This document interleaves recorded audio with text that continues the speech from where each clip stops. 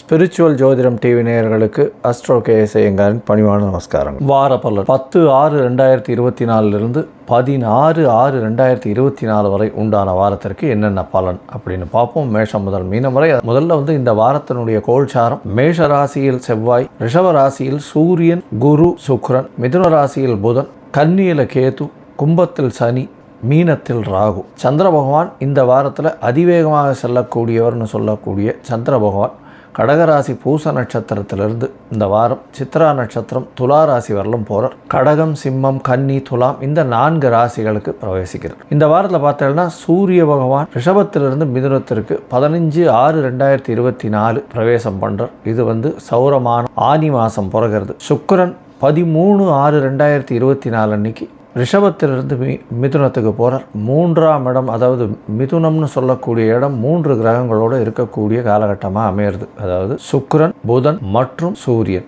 இந்த வாரத்தில் பார்த்தாலேயானால் சிறப்பு நாட்கள்னு சொல்லக்கூடியது சதுர்த்தி.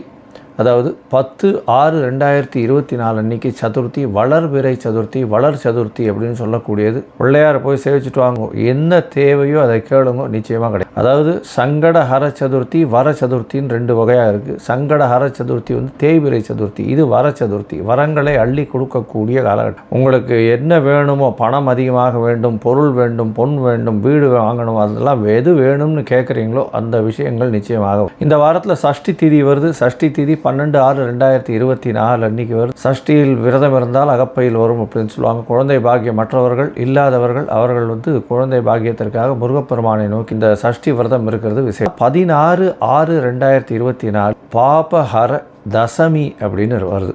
அதாவது பாபஹர தசமி அப்படின்னு 10 விதமான தவறுகள் செய்யக்கூடியதற்கு அந்த நாள் அன்னைக்கு, அந்த தசமி அன்னைக்கு கங்கையை நினச்சின்னு குளித்தோம்னா கண்டிப்பாக அந்த 10 விதமான தவறுகளும் போயிடும் அப்படின்னு சொல்லக்கூடியது. அதாவது கங்கை பூமிக்கு இறங்கி வந்த நாள் அப்படின்னு சொல்லக்கூடியது அந்த தசமி. அந்த தசமி அன்னைக்கு குளிக்கக்கூடிய இடத்துல எல்லாமே கங்கை இருக்கிறதா ஒரு ஐதீகம். இதன் மூலியமாக கங்கையை நினச்சின்னு குளித்தோம்னாலே 10 விதமான பாவங்கள், அதாவது வாயால் செய்ய சொல்லக்கூடிய 4 பாவங்கள், உடலால் 3 பாவங்கள், மனசால் ஒரு 3 பாவங்கள்னு 10 பாவங்கள் இருக்குது. அதாவது வாயால் கடும் சொற்கள் பேசுறது, அடுத்த வாழை தவறாக பேசுறது, அதை தவிர என்ன சொல்கிறது, தேவையற்ற பேச்சுக்களை பேசி அவர்களுக்கு பொருளை இழக்கிறது, இந்த மாதிரியான விஷயம். அடுத்தது மெய்யால் பார்த்தீங்கன்னா, உடலால் பார்த்தீர்களே ஆனால் அதாவது பிறைமனை நோக்குதல், அதை தவிர அடுத்தவர்கள் பொருளை எடுக்கிறது, இந்த மாதிரியான விஷயங்கள். அடுத்தது அவர்களுடைய மனசால் நினைக்கிறது, அடுத்தவர்கள் மனசை துண்டப்படுத்துறது, அவர்கள் தவறாக போகணும்னு நினைக்கிறது, இந்த மாதிரியான விஷயங்கள் ஒரு 10 பாவங்கள் இருக்குது. இந்த 10 பாவங்கள்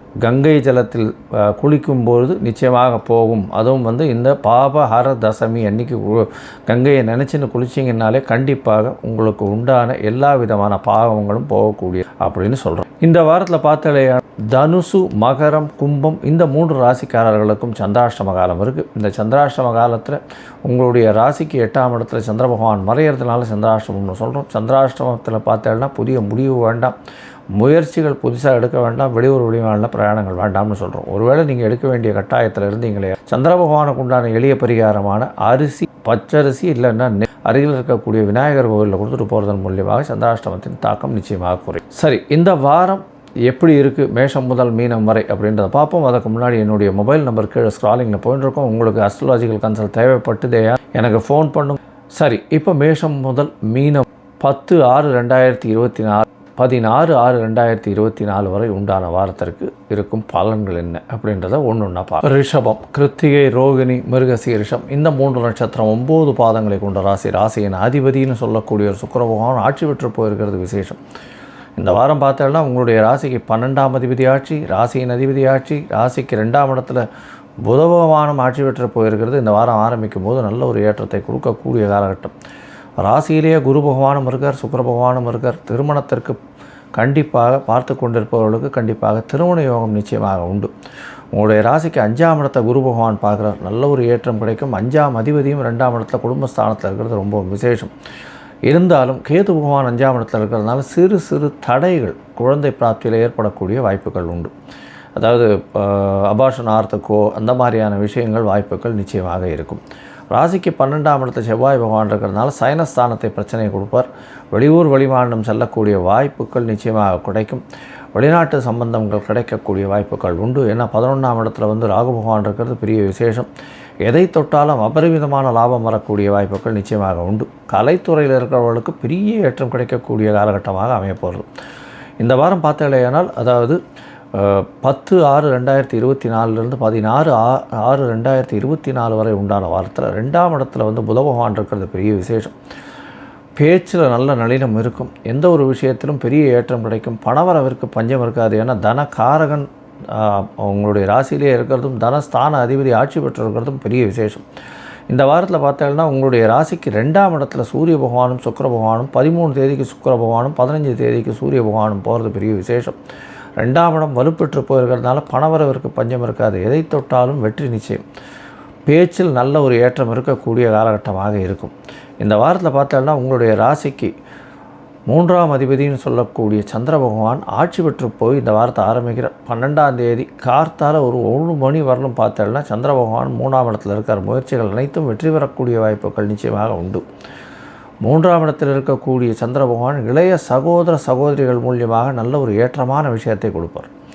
உங்களுடைய ராசிக்கு பார்த்தலையானால் அதுவும் கலைத்துறையில் இருக்கிறவர்கள், எழுத்தாளர்கள், பத்திரிகை எழுத்தாளர்கள், இவாளுகள்லாம் பெரிய ஏற்றம் கிடைக்கக்கூடிய வாய்ப்புகள் நிச்சயமாக உண்டு. உங்களுடைய ராசிக்கு 4ஆம் இடத்துல சந்திர பகவான் போகிறார். 14ஆம் தேதி மத்தியானம் வரலும் அங்கே இருக்கார். 1 மணி வரலும் இருக்கக்கூடிய காலகட்டம். 4ஆம் இடத்தில் இருக்கக்கூடிய காலகட்டத்தில் பார்த்தலையானால் கேந்திரம் பெற்று 4ஆம் இடத்துல வந்து திக்பலம் பெறுறதுனால நல்ல ஒரு ஏற்றம் இருக்கக்கூடிய காலகட்டமாக இருக்கும். தாயின் உடல்நிலையில் நல்ல ஒரு ஏற்றம் இருக்கக்கூடிய காலகட்டமாக அமையப்போகிறது. இந்த வாரத்தில் உங்களுடைய ராசிக்கு 5ஆம் இடத்துல சந்திர பகவான் போகிறார். 5ஆம் இடத்துல குரு பகவானுடைய பார்வை இருக்கிறதுனால குரு சந்திர யோகம் அமையக்கூடிய வாய்ப்பு இருந்தாலும் கேது பகவானோட சம்பந்தம் இருக்கிறதுனால சிறு சிறு தொல்லைகள் இருக்கும்.